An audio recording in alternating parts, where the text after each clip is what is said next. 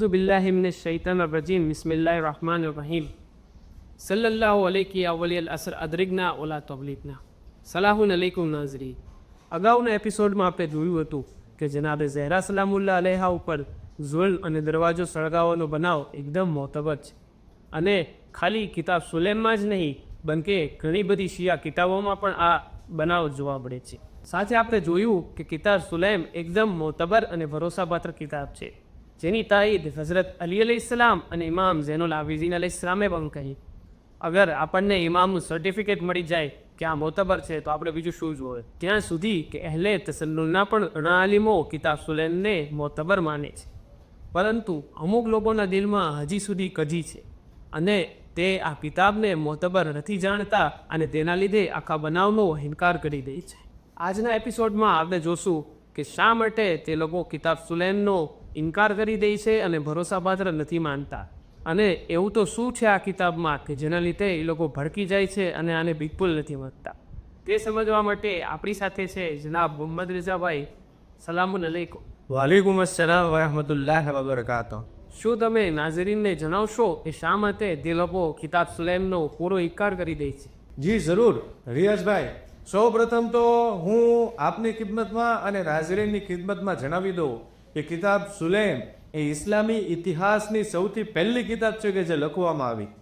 આ કિતાબના રાવી જે સુલેમ છે એ અલી અલૈહિસ્સલામથી લઈ અને ઇમામ મોહમ્મદ બાકીર અલૈહિસ્સલામ સુધી જીવતા રહ્યા અને એમના સાહાબી હતા, અને એમણે ડાયરેક્ટ ઇમામ અલૈહિસ્સલામ પાસેથી હદીસો નકલ કરી છે.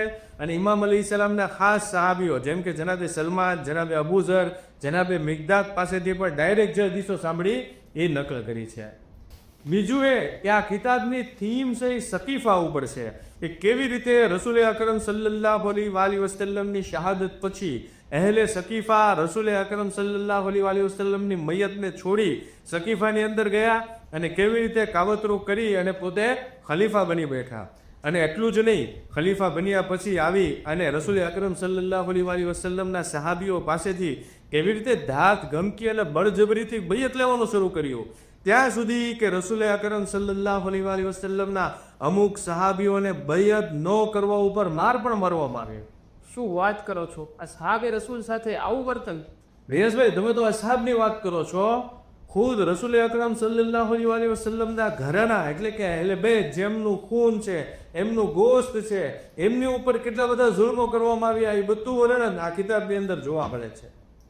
આ જ કિતાબમાં સુલેમ રિવાયત કરે છે કે અહેલે બેત અલૈહિસ્સલામના ઘર ઉપર સૌથી તુંડ મિજાજ જે એકદમ તીખા મિજાજનો વ્યક્તિ હતો એ કુનફુસને મોકલવામાં આવ્યો, અને એ આવીને અલી અલૈહિસ્સલામ અને બીજા લોકો પાસેથી બૈયત તલબ કરે છે. અને જ્યારે જનાબે ઝહેરા સલામુલ્લાહ અલૈહાએ દરવાજો ખોલવાનો ઇનકાર કર્યો તો હાકીમે દુગુમ આવે છે અને પોતાના હાથમાં ચાબુક અને લાકડા લઈને આવે છે અને ધમકી આપે છે કે અગર અલી અલૈહિસ્સલામ મારી બૈયત નહીં કરે તો હું ઘરને આગ લગાડી દઈશ. અને પછી દરવાજા ઉપર આગ લગાડવામાં આવે છે, જોરથી ધક્કો મારીને દરવાજાને પછાડવામાં આવે છે અને દરવાજાને એટલો ફિશાર આપવામાં આવે છે કે જનાબે ઝહેરા સલામુલ્લાહ અલૈહાની પાંસળીઓ તૂટી જાય છે અને શિકમે મુબારકની અંદર જનાબે મોહસિન શહીદ થઈ જાય છે. પોતે એ તલવાર જે મયાનમાં રાખેલી હોય છે એ તલવારને ઊંધી કરી અને જનાબે ઝહેરા સલામુલ્લાહ અલૈહાના બાજુઓ ઉપર વાર કરે છે, અને પોતે જે તાઝિયાનો જે ચાબુક હાથમાં લઈને આવ્યો હતો એ તાઝિયાનેથી જનાબે ઝહેરા સલામુલ્લાહ અલૈહાના હાથ ઉપર વાર કરે છે. તો હઝરત અલી અલૈહિસ્સલામ તો ઘરમાં હાજર હતા અને એ તો એટલા શુજા હતા, તો એમણે કંઈ દિફા ના કરી?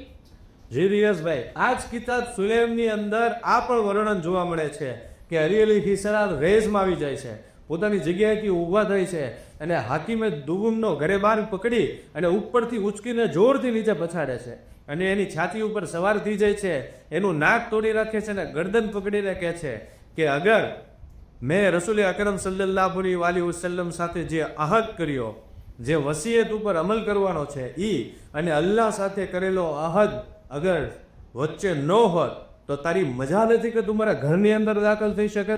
અલ્હમ્દુલિલ્લાહ, હઝરત અલી અલૈહિસ્સલામે શુજાત પણ દેખાડી અને અઝીમ સબ્ર પણ દેખાડી અને બતાવી દીધું કે અલ્લાહની મરજી અને વાયદાની વાત આવે તો હઝરત અલી અલૈહિસ્સલામ સબ્ર ઉપર સૌથી ઉપર હશે.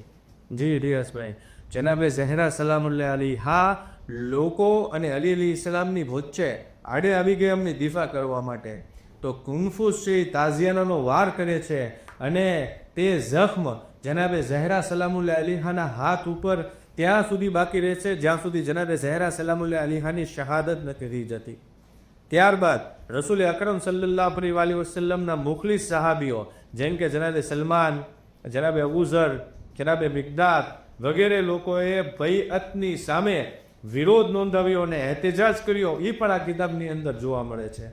ત્યારબાદ તેમાં એ પણ રિવાયત છે કે સહીફાએ મલઉનાના નામથી જે મશહૂર છે એ કોણે કોણે રસૂલ અકરમ સલ્લલ્લાહુ અલૈહિ વસલ્લમની હયાતીમાં જ એવો સહીફાનો એવો કરાર કર્યો હતો કે રસૂલ અકરમ સલ્લલ્લાહુ અલૈહિ વસલ્લમને કઈ રીતે શહીદ કરી નાખવા અને આ હુકુમત ઇસ્લામી હુકુમત ઉપર કબજો કરી લેવો અને અલી અલી સલામના હાથમાં ખિલાફત ન જવા દેવી. અને એના માટેનો જે કંઈ પ્લાન ઘડ્યો હતો એ પણ આ કિતાબ સુલેમની અંદર વર્ણન જોવા મળે છે.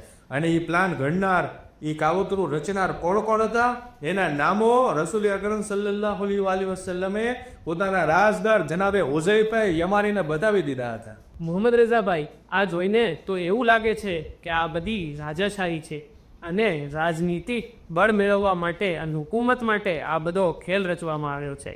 અને જો એક વખત હુકુમત મળી જાય તો એની પછી એની સામે કોઈ પણ ઊભું થાય એને દબાવી દેવામાં આવે છે, ત્યાં સુધી કે મારી પણ નાખવામાં આવે છે. શું આ ઇસ્લામી હુકુમત આવી રાજાશાહી છે? જી નહીં, બિલકુલ નહીં રિયાઝભાઈ. આ ઇસ્લામ એ તો અલ્લાહનો નાઝિલ કરેલો મઝહબ છે, એ અલ્લાહની મોકલેલી શરીયત છે અને કુરાન પણ અલ્લાહે નાઝિલ કરેલી કિતાબ છે. અને ખુદ રસૂલ અકરમ સલ્લલ્લાહુ અલૈહિ વસલ્લમને પણ અલ્લાહે જ મબૂસ કર્યા છે.